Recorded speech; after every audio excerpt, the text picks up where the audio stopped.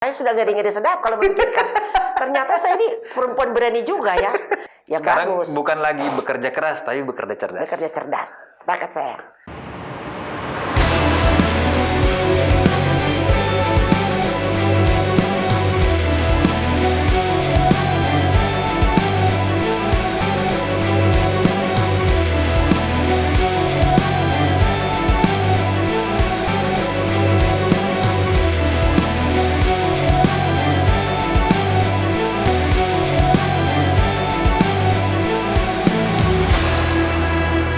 Selamat datang. Terakhir kita ngobrol serius 2018 Pilgub.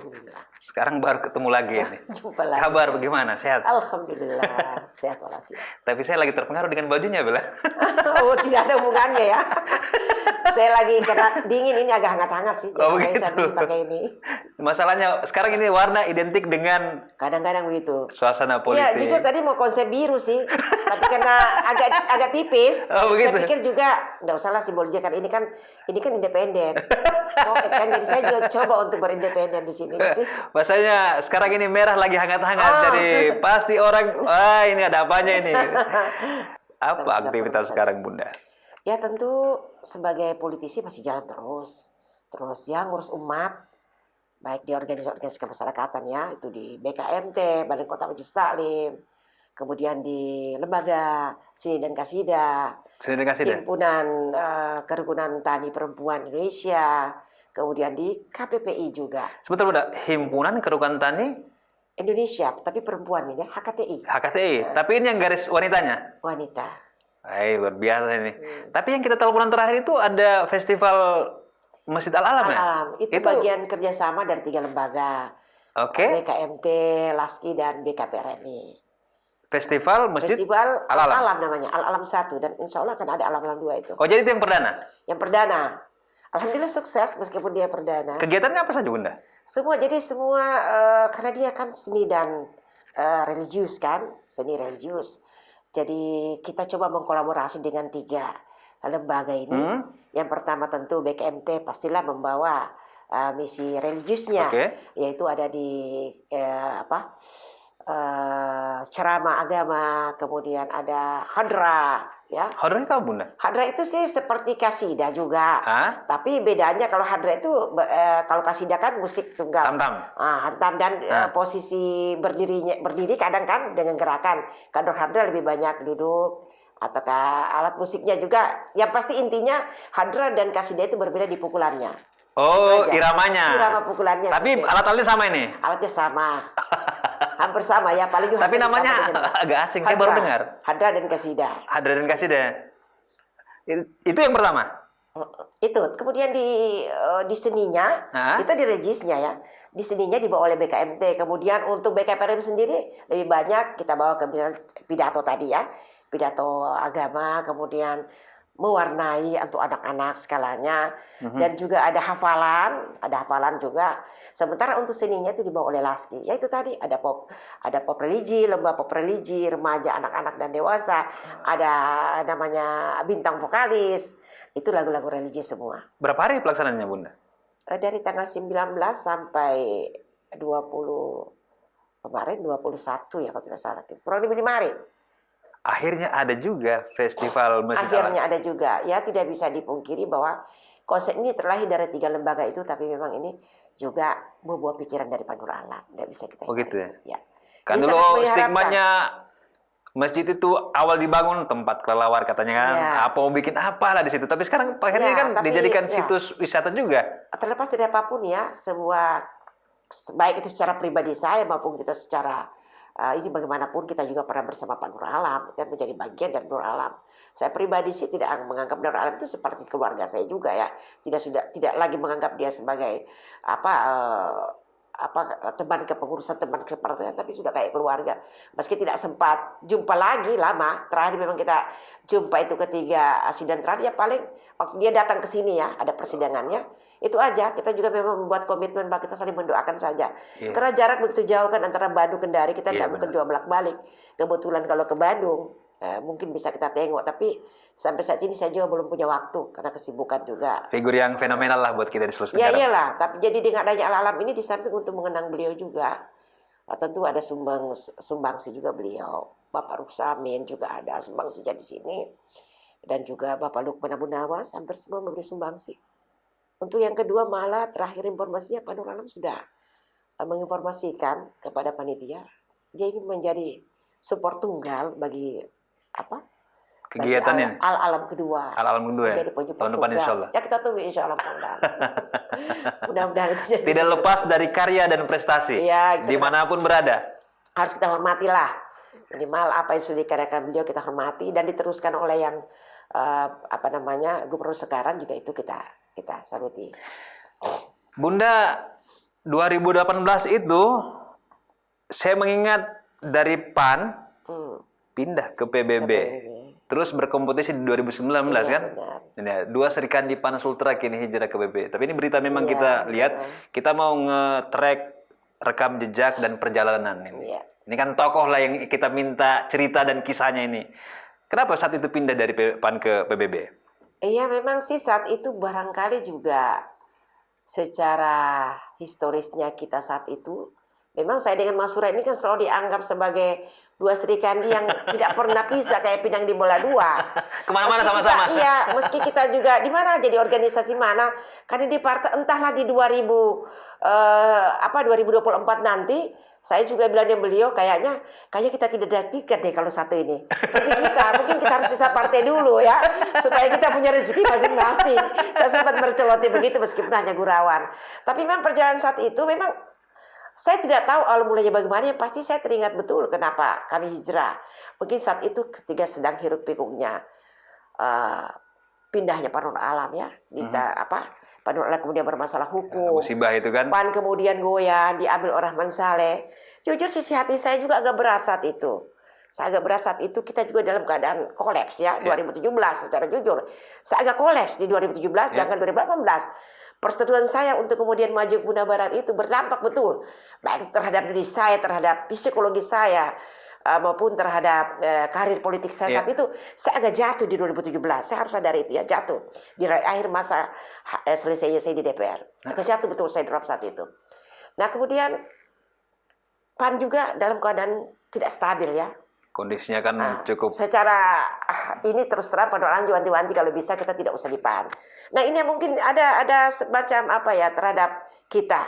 Karena kebersamaan kita selama ini itu agak terpengaruh jujur. Baik Ibu Masura, mungkin saya, almarhum teman saya Anggi Pidani, kemudian Pak Nur Amin, tapi dia tidak sempat masuk ke PBB, hanya ngikut-ngikut aja.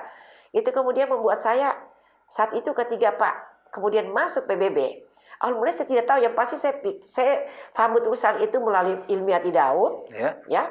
Kemudian mengkomunikasikan kita mau ketemu, terjadilah pertemuan di rumah saya ngopi-ngopi bersama Pak Ruksamin. Istilah kata kasarnya pelamaran lah begitu ya. Ada Ibu Masura semua lah kita ada di situ. Jadi ini pelaku utamanya Ibu Ilmiati nih? Kayaknya beliau kalau tidak salah itu. Beliau lah yang membawa pesan-pesan yang banyak memprospek, ngasih penjelasan. Seperti itu kira-kira awal-awalnya. Tapi tiba-tiba jatuh cinta sama PBB tanda kutip Pak Ruksamin, apa yang menjadi dasarnya? Karena pertemanan atau apa? Pertemanan juga saat itu kita belum dekat-dekat sekali. Tapi yang pasti kita agak optimis juga dengan apa yang sudah kita bedah di rumah saya, kemudian berlanjut lagi di tempat lain di rumah Ibu Masura. Dengan kesiapan Pak Ruksamin, dengan semangat beliau yang saya lihat, saya harus akui beliau cerdas. Untuk kita mengatakan figur gubernur ke depan juga tidak salah bagi kalau kita melihat salah satu potensi yang ada. Itu ada harapan di kita. Tetapi saya juga tidak bisa terlalu detail untuk menjelaskannya ya. Pasti dalam perjalanan kita itu kemudian dengan konsep yang kita bawa dengan Ruksamin, tapi tanda kutip ya, saya tidak masuk ke pengurusan PBB, hanya menjadi caleg, saya tidak masuk. Oh, jadi di PBB tidak masuk ke pengurusan? Enggak, saya Ibu Masura itu enggak masuk ke pengurusan, hanya menjadi caleg. Ya, itu yang harus digarisbawahi. Jadi saya belum pernah menjadi pengurus di PBB. Hanya saat itu menggunakan pintu PBB ya, untuk menjadi caleg. Untuk menjadi caleg. Nah, bertarung di 2019 itu. 2019. Itulah konsep-konsep kemudian. Tapi dalam perjalanan mungkin Pak Ruksamin juga ada kendala sedikit atau bagaimana. Kemudian kita tidak bisa secara maksimal untuk membuat konsep yang kita sudah sepakati itu kemudian bisa berjalan secara normal. Artinya kan endorse mesti kuat lah. Endorse untuk kuat, karena partai ini sangat kecil. Saya sudah menyangka sangat sulit. Hidup susah, mati tak mau kan. Seperti itu harus jujur ya, mohon maaf. Jangan tersinggung, tapi itulah kenyataannya, realitasnya. Tetapi karena ada figur Faruk Samin ini yang membuat memang PBB itu menjadi hidup, Iya. itu harus kita akui. Energi besarnya sebenarnya ada di Faruk Ada Samin di Faruk itu dia. Samin. Nah, Ya, tidak boleh dipungkiri PBB hidup di Sulawesi Tenggara ini saat ini karena ada energi besar dari Faruk Samin, itu kita harus akui. Nah, tentu bukan berarti PBB tidak bagus, partai itu juga cukup punya potensi yang cukup bagus. Nah, tapi saya secara de facto harus mengatakan bahwa memang saya harus jujur mengatakan saat itu saya salah langkah. dalam hal Saya salah keputusannya langkah. pindah Dalam atau keputusan, strategi pada dalam saat- mencaleg mengambil PBB. Oh iya. Saya salah, jadi bukan PBB-nya yang salah. Itu pribadi saya yang salah, saya anggap. Bukan juga Pak Ketua, Pak Rusami yang salah. Enggak. Bijak Pribadi sekali ya. saya. Salah. Karena saat itu memang harus saya hitung. Saat itu pasangan hidup saya, mantan pacar saya ya, suami saya sekarang, juga sudah mengatakan jangan bawa perasaan mah, kau perempuan. Kau hitung baik-baik dari beberapa partai. Jujur saat itu, saya harus mengatakan PKS juga sudah mendekati saya. Saat itu Sudah kan, melamar sudah. saya saat itu. Dan itulah hitungan-hitungan yang terburuk yang saya bawa. Para Salih juga sudah memberikan saya kembali ke PAN saja, Rahma. Sebagai persahabatan saya, beratan saya juga sih. Karena jujur saya dengan Rahman Saleh itu, apa ya, ada ikatan moral yang saya merasa berat sekali. Sejarahnya kan panjang ya, juga. sejarah panjang. Panjang. Jatuh bangun kita bersama-sama, Rahman Saleh, Sukarman, almarhum Ya. Angit Bidani, Masyura. Inilah pilar-pilar Nur Alam juga yang tidak bisa dipungkiri ya. Dulu kita kenal Pandawa 5. Pandawa 5, ada Pandawa 5. Nah, ini juga yang membuat beban saya saat itu, barangkali harus saya katakan, saya dalam lingkar yang masih kebingungan juga. Yang seperti kita katakan tadi, saat itu saya rasa saya bingung. Sehingga saya tidak mau menyalahkan Pak Ketua, menyalahkan PBB. Dia partai bagus, partai yang cukup banyak. Tapi memang saya yang tidak siap saat itu dalam memilih penempatan saya. Sehingga saya tidak menghitung baik-baik langkah saya. Dengan juga bahwa saya sudah kolaps saat itu ya. Bisa saya kolaps saat itu. Karena habis perjuangan 2017. Tinggal di Jakarta betul lama. Ongkos mobilisasi, transportasi, ya, membayar penginapan kita yang berapa bulan saya ada di sana. Akomodasi politik ini kan bukan hal yang kecil dan sedikit. Iya, nah, saya kira itu barangkali yang membuat saya yang pasti kesimpulannya enggak, itu adalah kesalahan langkah politik saya. Artinya itu kan masa-masa transisi sebenarnya. Dari memang kondisi di PAN dulu kan cukup stabil dan kuat lah PAN di Sultra kan. Ketika Pak Nur Alam ya. Ketika Nur Alam gitu. Dan sekarang alhamdulillah sudah mulai stabil lagi setelah. Itu kita kembali ke masa lalu. Nah, saya mau cerita tentang masa depan ini. Iya. Seperti apa di 2024? Ini seorang politisi senior yang kita miliki sebenarnya ini. Makanya kita undang ke sini itu karena pengalaman dan talenta. Ya. Seperti apa 2024? Atau ada hubungannya dengan baju nih, Pak? Alhamdulillah, dengan kesan sekarang saya tentu sebagai politisi ya jatuh bangun itu sudah biasa. Tidak mungkin ya, kecuali selama jasad ini masih ada, roh yang ada dalam jasad kita. Susah untuk menghentikan pikiran dan langkah politik kita. Dan tentu saat ini saya tetap menjaga kesehatan, mengumpulkan energi untuk bersiap-siap juga maju dalam ajang pertarungan itu. Apalagi saya melihat bahwa memang masih susah ini. Kenapa begitu banyak perempuan kita dengan backup yang sudah dikasih oleh undang-undang pemilu perempuan kita 30%. Tapi harus jujur, masih susah partai politik juga untuk kemudian mencari-cari para perempuan ini. Kalau sekedar nyoplok aja, ya tidak ada masalah, banyak atau mengisi aja. Tapi persoalannya mencari yang memiliki kapasitas itu yang memang masih kurang. Bukan berarti para perempuan Sultra tidak punya kapasitas. Mungkin bersembunyi ya. Banyak punya kapasitas, tapi kayaknya malu-malu kucing masih bersembunyi. Untuk mengeluarkan mereka punya energi. Sehingga inilah yang terjadi. Nah, saya secara pribadi tetap menyiapkan diri. Sekarang saya terdaftar di kepengurusan PAN. Tentu arahnya pasti seperti itu. Hanya mau bagaimananya nanti, kayaknya saya memutuskan nanti di 2023. Begitu. Nanti tahun. Jadi PAN sempat nyalek ke BB, berganti warna sedikit, tanda kutip, balik lagi PAN. Tanda kutip, saya tidak menjadi pengurus PBB, saya menjadi caleg. Sedikit warnanya ya. Jadi hari ini balik ke PAN. Hari ini ya. Pak Ketua menelpon saya ketika kepengurusan terbetulnya Bu Rahma. Karena saya juga belum keluar sebenarnya saya belum keluar dari PAN ya kalau berbicara secara keanggotaan. Iya, saya belum keluar. Namun saya masih ada di PAN. Gitu. Karena saya juga tidak terdaftar di kepengurusan partai lain. Nah, kemudian Pak Ketua meminta saya sebagai pertemanan, ya juga perasaan saya lagi jalan. Dan saya merasa juga ya ada harapan mungkin di PAN. Dan memang secara jujur beda itu sebagus-bagus rumah lain, kayaknya beda rasanya dengan rumah kita sendiri. Itu yang membuat mungkin karena ini saya perempuan ya, sehingga rasa itu selalu. Nah ini nggak bisa dihindari, perempuan selalu rasa. Ini Karena bicara iya, masalah emosional. emosional kita. Kalau kan laki-laki dia cenderung lebih logik. Nah, Makanya pesan bapak itu kan jangan pakai rasa. Jangan pakai rasa. Karena wanita memang mempertimbangkan Tapi rasa. tentu apapun keputusan itu saya harus mengatakan pada Slim ini belum sebuah kesimpulan. Kesimpulan saya di 2023 tahun Gitu. depan baru saya mengambil kesimpulan. Tentu setelah banyak berdiskusi juga dengan ketua ya Pak Rahman Saleh. Tentu saya juga sebagai pertemanan saya tentu mensupport beliau untuk maju ke gubernur, tidak bisa dihindari, apalagi terlepas dari saya pengurus PAN ya, secara pribadi saya tentu saya mensupport beliau karena bagaimanapun juga beliau sahabat teman saya. Tetapi beliau juga saya kira cukup objektif, jalan terus. Saya suka dengan salah satu ayat yang suka dia telurkan bahwa sebenarnya yang akan jadi gubernur ini sudah terdaftar kok, sudah dialu di level Allah itu sudah ada. Kita ini manusia tinggal berusaha saja. Ikhtiar Tapi saja saya mengambil intisarnya bahwa sebenarnya beliau itu rasional kok. Dia tetap jalan berusaha, tapi bagaimanapun nanti hasil akhirnya dia terima sebagai takdir Tuhan. Jadi artinya mungkin dikonotasikan saja itu Pak Naslimnya, apa yang akan dipikirkan Pak Ketua, hanya beliau yang tahu. Yang pasti sebagai politisi, saya menganggapnya bahwa saat ini dia berpikir bagus. Artinya beliau memenuhi syarat memenuhi untuk syarat. memimpin gitu. Dan saya kira dia punya PAN, dia punya saat ini dia punya kursi dan akumulasi dan kalkulasi saya. Bahwa PAN itu kalau untuk 6 kursi itu tidak akan lari kok. Kenapa? Bukan soal partainya. Partai itu dia sekarang partai PAN itu kalau saya stabil karena hampir di semua DPC DPRD-nya terbentuk. Itu. Ya.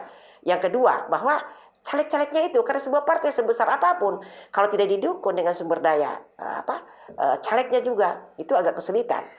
Karena saya benar pernah diundang oleh salah satu stasiun TV. Bahkan saat itu memang saya juga melihat pasca Nur Alam kan, pasca Pak Nur Alam berpindah tampuk kepemimpinan, sempat ditanya bagaimana kira-kira peluang PAN di 2019. Saya bilang memang akan ada ujian bagi PAN. Tapi hampir kita semua tidak menyangka bahwa PAN itu masih bisa stabil. Artinya memang secara organisasi dia kuat lah, partai yang punya basis lah.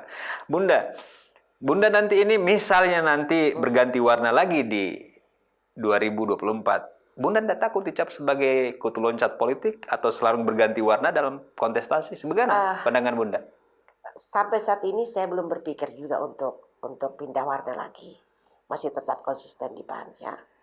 Tinggal barangkali ada beberapa pembicaraan yang harus saya lihat dulu ke depan. Apakah kemudian konsistensi ini juga kemudian terjawab? Tidak seperti langkah saya pertama. Itu saya hitung baik-baik. Namun kalau konsistensi pembicaraan kita ini di internal juga memang tidak jadi kesepakatan. Bagi saya juga harus secara pribadi istilahnya memikirkan untuk mengambil langkah lanjut. Persoalan dikatakan kutu loncat atau apa, saya pikir di politik ini sangat global ya, dinamis. Tidak bisa juga dikatakan seperti itu. Kita harus memakai seperti tadi, memakai rasa atau memakai logika. Yang pasti sampai saat ini saya belum berpikir untuk mengganti warna. Karena saya sudah terdaftar di kepengurusan PAN. Ya, tetap biru dan saya coba untuk merubah pola yang akan kita pakai nanti, dan itu belum bisa saya buka. Masih pembicaraan saya dengan Pak Ketua juga, apakah nanti bagaimananya saya akan maju di PAN itu, mungkin itu di luar konsep. Saya belum bisa buka ya di paket kali ini. 2024 kan tahapan kemarin resmi digelar ini. 14 Juni tahapan sudah digelar. Nanti akan ada pendaftaran parpol. Kemudian nanti ujung Desember itu sudah mulai ada penjaringan anggota, calon-calon anggota legislatif kan. Seperti apa persiapan Bunda menjelang 2024? Terlepas dari masalah partai, apa sekarang yang akan dipersiapkan? Yang pasti, yaitu tadi. Mempersiapkan dulu kesehatan yang paling penting. Jaga kesehatan ini modal paling utama dalam kontestasi politik ini kesehatan. Betul. Dan yang kedua, kos politik tidak bisa dihindari. Karena tipikal masyarakat kita sekarang juga nggak ada. Kalau saya melihat kok nggak ada lagi toko, yang ada kios ya. Yang ada nggak ada toko sekarang, yang ada kios. Itu kita tidak bisa hindari. Tetapi bagi politisi-politisi seperti kita yang sudah jatuh bangun dan kita banyak asam garam, juga tentu kosnya juga tidak terlalu berat-berat lah. Iya, ini kan sudah modal awal popularitas kan sudah ada, dan bekal bertarung kemarin kan masih ada di dapil 3 kan. Yang paling pasti Artinya begini, masyarakat kita juga meskipun memang saya katakan tadi tidak ada toko, hanya ada kios, tapi masih ada juga hati nurani lah. Artinya rasional. Kalau memang orang itu dibutuhkan, dia dengan pantas, dia merasa nyaman. Saya kira kos yang saya maksud ini tentu kos mobilisasi kita, ya. Jangan dulu kita bicara tentang kos itu, ya. Kos muntah lemparan atau apa, saya kira itu undang-undang pemilu juga sudah ada sekarang keras, ya. Dan itu sudah berlaku terus di zaman dahulu, tapi belum pernah ada juga yang disidangkan dan ketua tentang apa namanya tidak boleh terjadi money politik dan sebagainya. Tapi ternyata kenyataannya juga ya, di akhir babakan ya ada serangan fajar dan sebagainya, tidak bisa dihindari itu. Bahkan kemarin kita punya hasil survei itu 77% masyarakat mengetahui ada pembagian. Walaupun memang secara yuridis itu tidak pernah ada yang maksudnya ini dalam skop mengasal besar. Cuma kan memang konsolidasi, ya kita ngobrol saja butuh air panas. Ya. Apalagi untuk konsolidasi dalam jumlah yang banyak. Hitung aja. Contohnya gini Pak Naslim, ke Dapil 3. Ya. Dapil 3, dapil saya misalkan ya. Kalau misalnya masih mau di provinsi nih, kita kan belum tahu nih. Kemana depan nih, mana apa saya mau ke provinsi atau mau kemana? Kita belum tahu kan. Dan itu masih rahasia. Maksud saya Pak Pocket undang saya lagi kedua kalinya ke depan gitu loh. Nah ini kesana aja kalau kita pikir untuk mobilisasi kendaraan saja itu sudah makan berapa? Kalau tidak punya 5-10 juta, ini hanya untuk kesana aja. Ini baru sekali berangkat. Baru sekali berangkat ini kita butuh 10 juta. Coba bayangkan baru sekali. Nah 1 kali jalan dengan 3-4 hari itu biayanya di sana berapa lagi? Tidak kecil. Jadi memang secara geografis Dapil 3 ini kan Muna Barat, Buton Utara. Medan-medannya Pak, medan tempur. Pak. Kalau cuma Avanza, mohon maaf nggak bisa lewat. Kalau kita mau cerita lagi tentang sejarah perjalanan saya, wah saya sudah ngeri-ngeri sedap kalau memikirkan. Ternyata saya ini perempuan berani juga ya. Contoh misalkan saya pernah punya pengalaman. Karena saya sudah terlanjur membuat janji. Saya sudah lupa apakah di Muna, maka saya terpaksa melewat toli-toli, kemudian menyeberang. Menganu Johnson di situ perahu-perahu Papalimba itu yang ada hanya satu yang pakai mesin tapi cukup kuat. Tapi saya tidak pernah perhitungkan di ombak.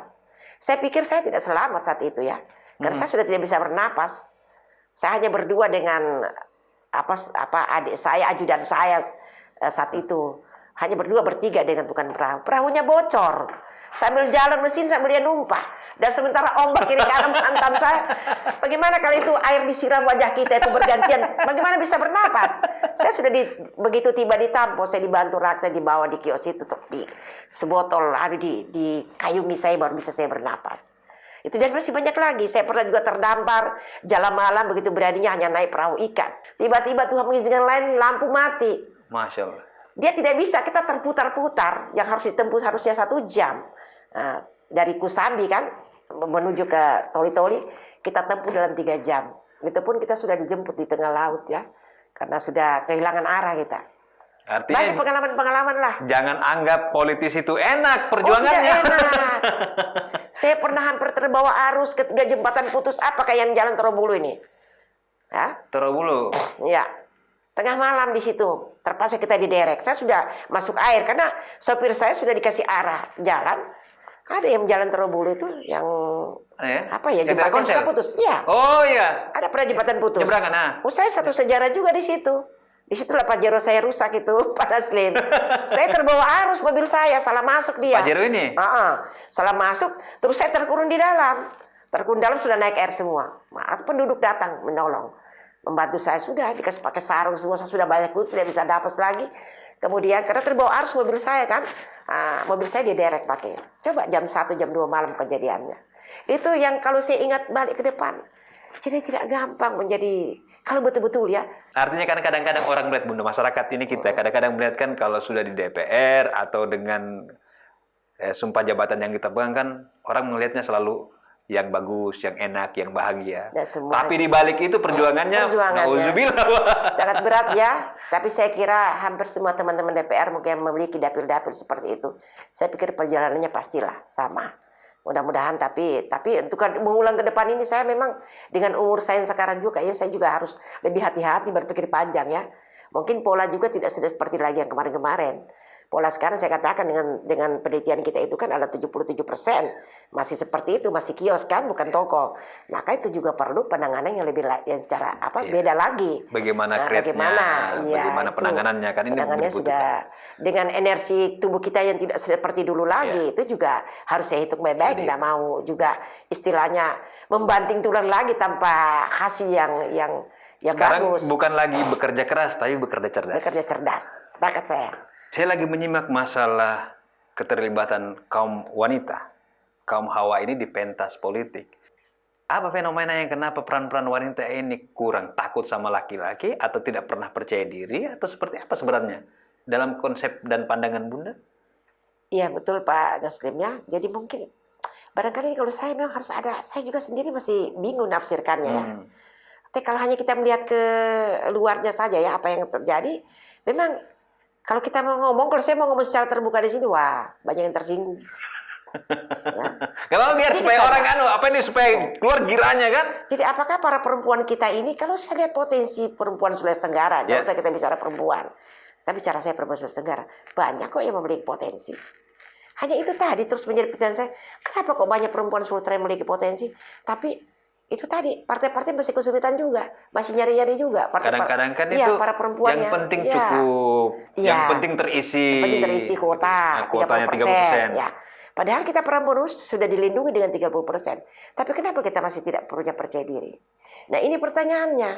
Nah saya pribadi beberapa komunikasi kita memang. Yang pertama, ketiga memang sudah ada istri atau ada pejabat masuk dari satu partai itu. Kayaknya para perempuan yang punya potensi ada sedikit rasa kendur. Rasa percuma kita mau bertarung.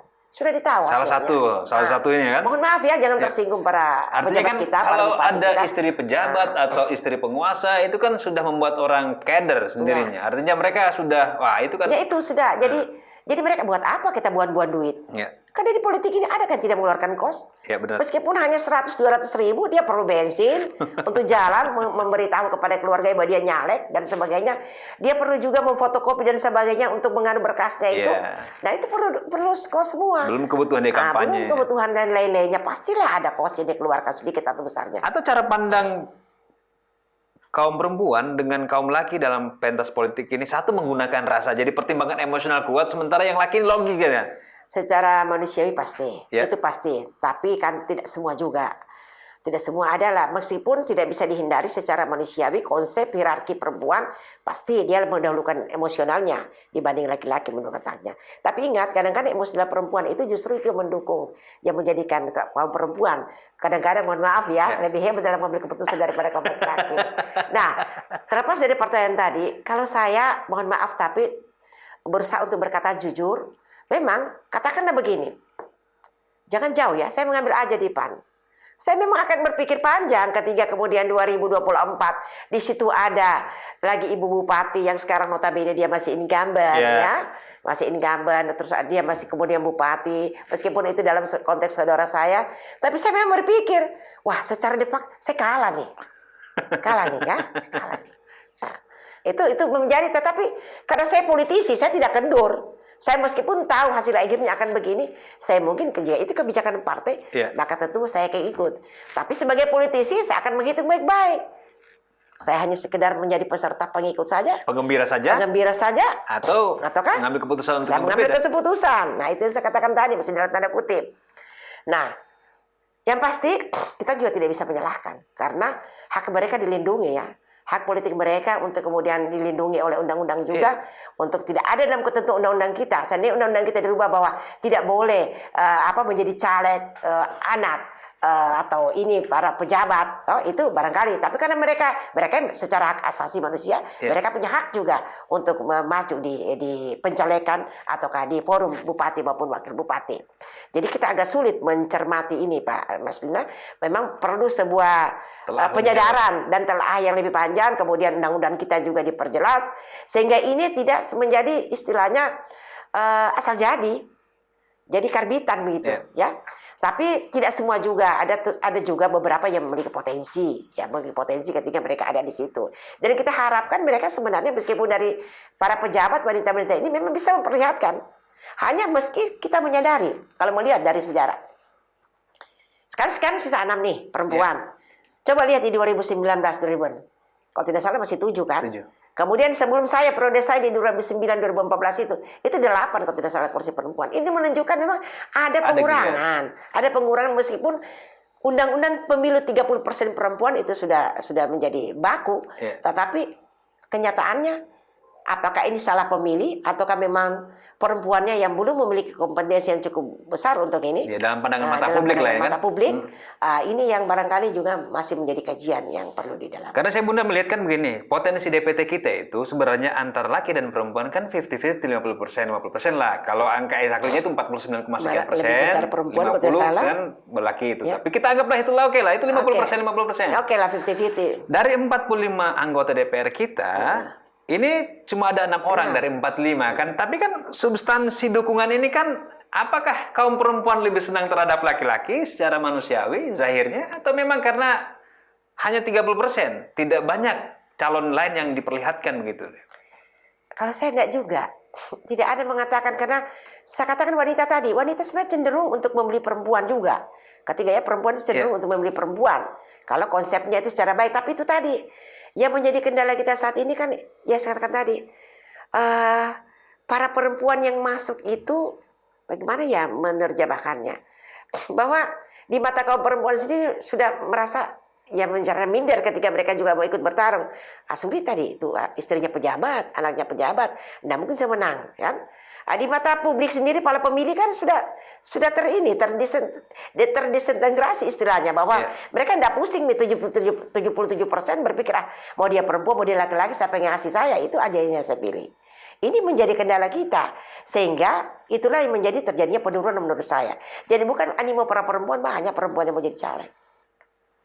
Tanda kutip bahwa dia memiliki potensi sama, itu juga tidak bisa saya jawabi. Iya. Karena Artinya kan nanti kita lihat ini dari hasil 2019 ke 2024 dari 6, apakah nanti dia turun lagi? Ya. Atau kemudian nilainya akan lebih besar dari yang 6, 8 atau 9? Artinya kan kita punya sebenarnya kalau hitungan 30%, kuota perempuan di DPR itu logiknya adalah 30%, 15 orang lah gitu dia.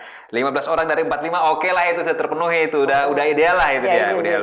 Cuman memang angka dari 6 ke 15 ini agak jauh. Yang mudah-mudahan 2024 tidak jomplang lah gitu dia.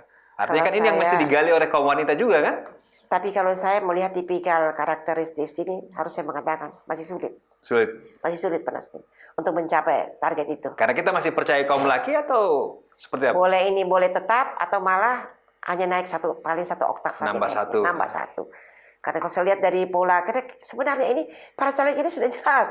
Hampir kalau bagi politisi yang baru mau maju, dia paling punya semangat. Tapi bagi kita yang sudah tahu, yang sudah jatuh bangun, sudah tahu. Kita sudah bisa kalkulasi nih. Sudah bisa mengkalkulasi. Di dapil ini yang akan jadi nih. Ini partai ini akan tersingkir. Partai mana yang bisa terkalkulasi. Tapi kadang-kadang ya semangat tadi. Dengan melihat fenomena bahwa para partai sekarang, partai-partai juga kelihatannya masih kesulitan juga mencari potensi-potensi. Semua malah partai-partai, mohon maaf saya harus mengatakan, semua cenderung mencari istri pejabat, anak pejabat. Percaya diri partai itu artinya mungkin partai tidak lebih kerja keras. Mereka sudah punya stok dana, stok kos politik. Mereka sudah punya nama, mereka sudah punya stakeholder. Gitu. Artinya mapan dari segi finansial dan mapan dari segi elektoral kan? Dan mereka sudah punya para tim-tim. Yang mana tim-timnya? Nggak usah dijawab di sini. Jadi buat apa susah kerja kan? Nah itu yang membuat juga barangkali siapa yang mau disalahkan? Apakah partai ini yang tidak memang bisa istilahnya mencari kader-kader potensial yang betul-betul bisa. Tapi kan semua partai harus berpikir, tidak mau berpikir keras. Yang dipikir bagaimana selamat dulu, dapat kursi, dapat seat. Persoalan dia mau dari mana, dari kaukus mana istilahnya. Mau kaukus ada pejabat, istri pejabat. Yang penting partainya bisa dapat kursi. Terisi dulu. Oke Bunda, itu dalam konteks legislatif. 2024 kelak kita kan juga akan berpilgub ini masa pergantian kepemimpinan Sultra 1 lah ini. Pilkada ya. Pilgub ini kalau kita lihat dari sekian calon juga, ini masih kita bicara tentang wanita ini. Cikal bakalnya kita tidak tahu apakah akan ada Serikandi yang bertarung di level pilgub ini. Seperti apa Bunda melihat cerita tentang kasus pilgub kita? Apakah ini kan masih ada kabar burung lah, kita belum bisa verifikasi kebenarannya tentang Ibu Tina. nyago pasangan dengan siapa begitu. Tapi ini kita bicara masalah secara umum konteks wanita. Kenapa tidak banyak yang berani mengambil? Gitu. Apa karena kapasitas atau apa, Bunda? Benar tidak? Kembali lagi, saya tidak menyalahkan kapasitas. Kalau saya, semua perempuan kita ini punya kapasitas. Ya ada perempuan kita DPR RI, Ibu Tina ketika dia DPR RI berarti dia punya kapasitas dong. Ya. Kemudian ada Ibu Tafdil, saya lupa namanya ya. Tapi ketika dia menjadi perwakilan DPD berarti dia punya kapasitas dong. Ada Ilmati Daud, dia sudah wakil bupati ya saat ini sudah 2 periode dia wakil bupati. Berarti dia punya kapasitas dong. Pertanyaan sekarang hanya mereka bisa menjawab, berani tidak mereka maju? Karena sampai sekarang belum ada satupun perempuan yang mengangkat bendera. Baru isu semua berputar di isu. Ini yang menyebabkan barangkali ketertinggalan daripada fenomena para perempuan. Karena mereka sendiri tidak berani. Ibu Tina sampai sekarang, mohon maaf, belum juga menjelaskan terang-terangan. Saya malah pernah bertanya secara terang-terangan ya tentang Ibu Tina. Belum juga jawabannya bahwa belum, menunggu. Masih dalam penjajakan. Meski saya harus juga mengatakan pasti banyak dong para calon-calon calon gubernur kita ini yang pasti menyentir Ibu Tina untuk jadi 02. Nah kenapa hierarki perempuan hanya pada posisi 02 ya? Stereotip 02. Ini kan pertanyaannya, kenapa semua para calon-calon gubernur ini hanya berharap calon perempuan kita ini hanya pada posisi 02. Dan itu jujur baru Bu Tina yang dibicarakan. Belum dibicarakan Ibu Tafdil, belum dibicarakan Ilmiati Daud. Padahal kan mereka juga potensi perempuan kita yang ada sekarang ya saat ini. Nah di DPR provinsi kita juga kan itu para potensi perempuan kita. Banyak tuh ada 6 orang. Ini kan juga harus dibicarakan. Jawaban saya kalau untuk sementara saya politisi, memang karena perempuan kita sendiri juga di barangkali belum mau membicarakan dan mereka juga kayaknya belum siap untuk itu ya. Untuk kesana. Kita punya potensi sebenarnya. Punya potensi. Hanya mungkin keinginan saja untuk masuk dan berkecimpung di pentas kontestasi yang belum. Kata-katanya belum berani ya, barangkali belum berani untuk ini. Nah sekarang kalau ada yang pengen, tidak ada salahnya para perempuan kata bendera persoalan akhirnya nanti.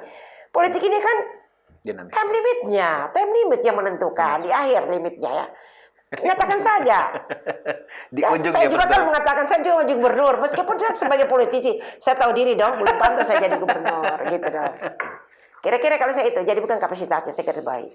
Dalam pandangan Bunda, kira-kira kalau situasinya seperti ini, apa yang mesti kita lakukan? Atau pemerintah bikin apa? Atau kaum perempuannya seperti apa sebenarnya untuk mengisi atau mengambil peran? Kemarin kita punya stok 1 Giona, dia udah lantang tegas menyatakan maju sebagai calon wali kota, itu dia. Satulah dari sekian yang ini, walaupun yang lainnya belum. Tapi kira-kira untuk mengkaderisasi apa yang mesti dilakukan? Khususnya kalau partai politik itu seperti apa gitu dia? Saya kira untuk kita tidak tadi kita kembali, kita kan bicara globalnya untuk pilgub, terus kita masuk ke kota lagi. Memang barangkali yang perlu juga para perempuan kita juga ini karena fenomena yang sekarang ini, mohon maaf ya sekali lagi saya mengatakan, kenapa kita langsung terpikir duit dulu sebelum maju? Memang kos politik dulu dipikirkan. Benar. Masalah kemampuan dan kapasitas seseorang itu menjadi nomor 2. Nah para perempuan ini kan karena saya berada semua di lingkungan kemasyarakatan, di lingkungan para perempuan, organisasi saya, ini memang menjadi bahan pembicaraan. Artinya kita boleh bersuara lantang, tetapi kita juga harus melihat, bisa tidak, meskipun barangkali kos politik menjadi peran utama. Iya, sesuatu yang menjadi pertimbangan utama. Pertimbangan utama, ya. Tetapi kalau mau berani para perempuan ini memang keluar, tidak hanya mengatakan bersuara lantang di dalam ruangan, harus keluar memperlihatkan. Mana kita lihat mana gambar-gambar yang ada menyatakan bahwa sudah itu kan baru di seputar kita di podcast ini, mana gambar-gambar siapa mau maju, misalkan Giona, terus ada ibu wakil, Ibu Siska, siapa lagi mungkin anggota DPR kabupaten kota, para perempuannya juga mau, ayo sekarang rame-rame pasang gambar semua, berani menyatakan diri bahwa saya maju, saya mau jadi wali kota toh. Seperti AJP misalkan nih, atau siapa siapa lagi yang satu lagi nih, Razak. Itu sudah menyatakan diri, itu yang terbentuk kan seperti itu. Para perempuan ketika adakah salah satu terbentuk? Belum, baru dari mulut ke mulut. Kalau di lingkungan rumah saya jangan saya tanya, tahu nggak siapa perempuan yang menjadi kota? Nggak ada yang tahu. Saya tahu bahwa Giona, ibu wakil mau maju karena saya punya hubungan terus kepada mereka. Kita punya jalur komunikasi. Nah, yang lain-lain kan belum bisa mengkonfirmasi. Nah, makanya kaum perempuan yang perlu sekarang mungkin ya kalau pemerintah peduli, tapi sebenarnya ini sudah dari dulu kala.